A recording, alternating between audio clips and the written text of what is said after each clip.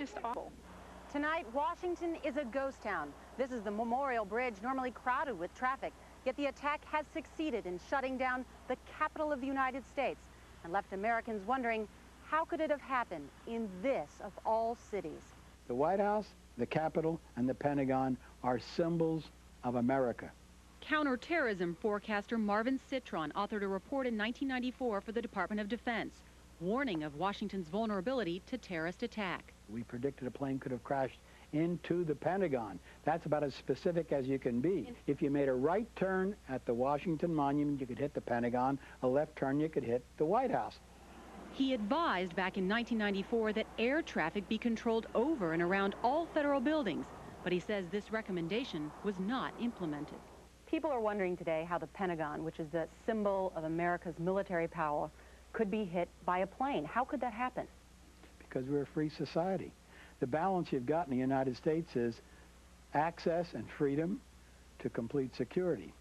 Despite heightened security after the Oklahoma City bombing and barriers at the White House, Citron says Washington became complacent about protecting itself. We've let down.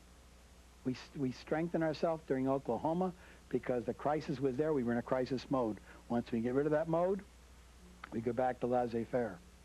But is it even possible to protect Washington, a symbol of democracy, but also the nucleus of the country's power? You cannot defend against this kind of an attack. The Pentagon is just one more Washington office building. That's all it is. It's not a fortress. Noel Cook is a former Pentagon counterterrorism chief. Just this June, he authored a report warning that an attack of this kind was imminent. Now he says the nation has to face the reality of terrorism in our own backyard. What's emotionally gripping is the feeling that this thing has come home to roost in a major way.